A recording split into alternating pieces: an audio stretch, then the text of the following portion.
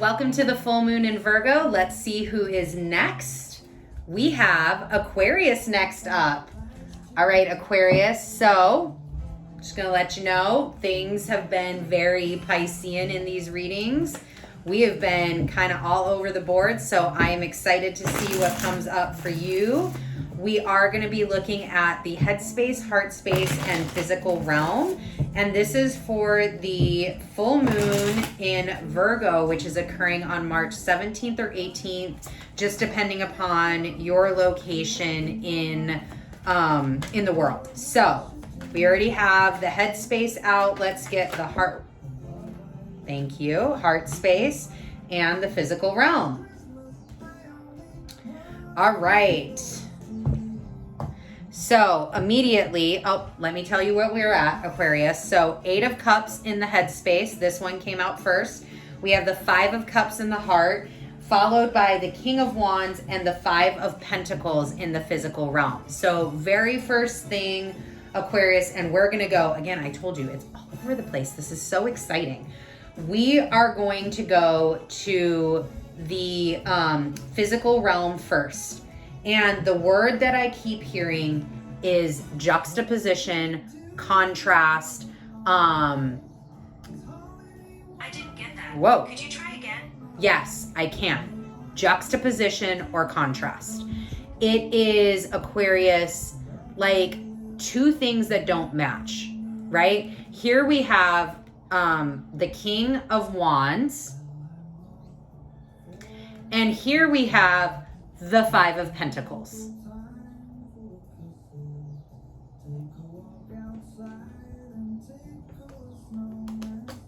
These two things don't go.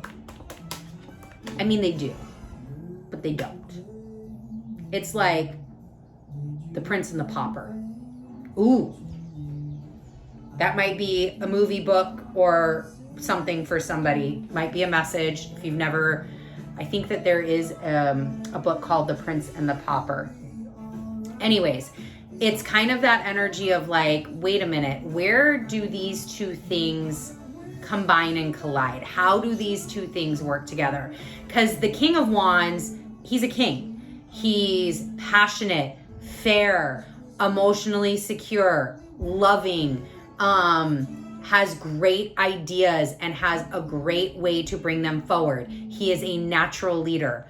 5 of Pentacles, being cast out, downtrodden, beggared, needing to adjust financially, not being able to support without the assistance of others. These two things, I mean, I guess they can go. Like I said, they obviously fit together, but I keep just hearing that there's a juxtaposition happening, Aquarius, in your physical realm, where either something like your lifestyle is not in alignment with reality, or your dreams of what you want to become are like, you can't live those before you've actually, like, if you're like, hey, I want great wealth and abundance, you can't live this way, and you can't like go by, I want great wealth and abundance because I love Prada and I love Chanel and I love Gucci and I want to go and have, a pair of Louis Vuitton shoes and stuff like that. That's all awesome. But you can't live that way if you're at this current time. Yes, you could want to get there, but you have to be based in reality right now, and your reality is not reflecting that. Your reality is not where you want to be yet. Now, again, there is a great space, Aquarius, of the manifestation part of, you know what, I do need to hone in on that energy signature. I do need to be in that energy signature, and I do need to imagine myself in that energy signature. That's awesome, Aquarius. But that doesn't mean you go spend your last dollar on a Gucci purse. What that means is you go to the Gucci store and you vision board and you immerse yourself in what you want. You vision yourself having it. You go and touch it so you know how it feels. You put it on your shoulder so you get to see what it looks like on you. But you don't buy the damn thing. You leave it there. You go off and you work for what you need. And then you come back to this. And then you get it because you've done the work for it. I am also just hearing loud and clear. In fact, they've been screaming it that whole time. Is Saturn. Sorry, there's like 4 messages happening all at once. Saturn. Aquarius, there is a stellium happening in Aquarius. It's been happening for quite a while. And Aquarius has had a lot of really big, huge energy in it. And part of this full moon is a stellium with Mars, Venus. So Mars is first at the early degrees. You have Venus following, and then Saturn at the later degrees. So Venus is right smack dab in the middle of Mars and Saturn. And it's going to be that way until we get into April. So while the Aquarius energy, like the moon doesn't really have any connecting points into this Aquarius energy, because of the stellium there, Aquarius energy is hugely prominent. So it is an energy signature that is felt. And I keep hearing here, like, you got to get through Saturn. You got to get through Saturn. And what I mean by that is Saturn is like, he's the energy of having responsibility. And he is your traditional ruler. So this is energy that you do understand and do know and does align with Aquarian energy. But Aquarian energy also is now ruled by Uranus, who loves to shake all the shit up and break free and revolutionize. And why can't I spend my last $100,000 on cryptocurrency? What do you mean I can't buy an NFT so that way I can live in a house next to Snoop Dogg in a virtual reality? What do you mean, right? Like, that's that Uranian energy of like wanting to break free and just go against the mold.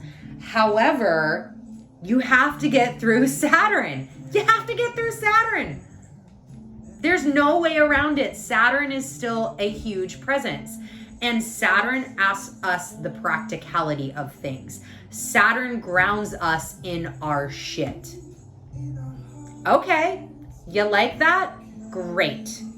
I want the business plan. I want you to tell me your pitfalls. I want a pro and cons list. I want a cost benefit analysis. I want to know what your thoughts are. I want to know what you're going to do if this happens. I want this to be identified. Oh, by the way, you're not allowed to do that because that's against the law, and we ain't going to jail. We're not doing it. And by the way, also this is a no. Why? Because I said so. You don't get to know why. Okay. That is Saturn energy, and you've got to get through it right now. If you, for example, in my other analogy, go and buy that Gucci purse, you want to answer to Saturn. Now, you may look like this queen. You may look real pretty. You may look great, but you're going to answer to Saturn. And it's not just going to be, and this is where this heart space comes in, this 5 of Cups, again, another kind of downtrodden energy. This is where this 5 of Cups comes in, where Saturn is going to do one of 2 things for you, Aquarius. I got to get closer on this one because I've got to point some things out here. Saturn is going to do one of 2 things. Saturn, I also align Saturn energy very clearly with reward. A lot of people talk about Jupiter bringing quote unquote luck, if you believe in that concept. or like expansion, abundance, which yes, I definitely see that with Jupiter. But Saturn brings reward and like tangible, feel good, catapulting, longevity in reward. And the reason why is because if you do the tasks that you're supposed to do, if you do the work, if you restrict, if you follow and are in your integrity as you walk your destiny path, Saturn rewards you for that work. It's hard fucking work. Nobody said it was easy, but Saturn is the one that makes it worth it. Saturn does that through the reward system. So as we're in our heart space, you've got two options with Saturn. You can be like this dude and cry in the spilt milk, right? You can cry all over these spilt cups and just feel, like boo-hoo, me, I'm super sad. Or if you did the work, and back to my analogy with the purse, you can be sad that you had to put that purse back on the shelf. But Saturn's gonna come in with these two cups back here, right? Like these cups are gleaming, they are full, they are abundant, and Saturn's gonna reward you with those two.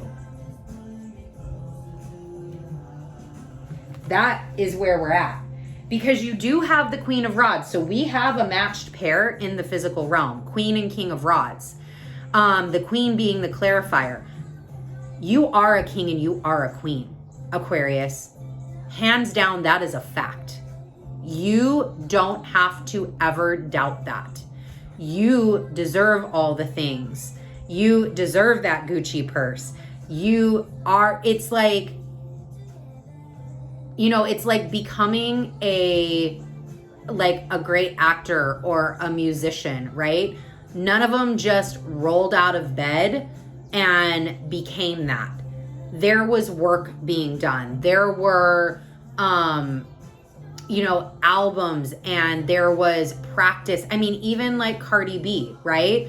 Her story is long. She took a long time to get where she is at, refining herself, her craft, meeting with the right people, doing the right things, putting the work in. She always knew she was a queen. She always knew that those purses, that all the things that she has now were going to be hers. She always knew it. But she had to restrain, she had to Saturn herself in order to get there. Now, I don't know her story. I don't know if that's facts or not, but just follow along with the analogy because that's the message coming through. Then in the headspace, we have the Eight of Cups. So this has a very beautiful clear moon in front of it. Look to this moon, Aquarius. Look to this moon.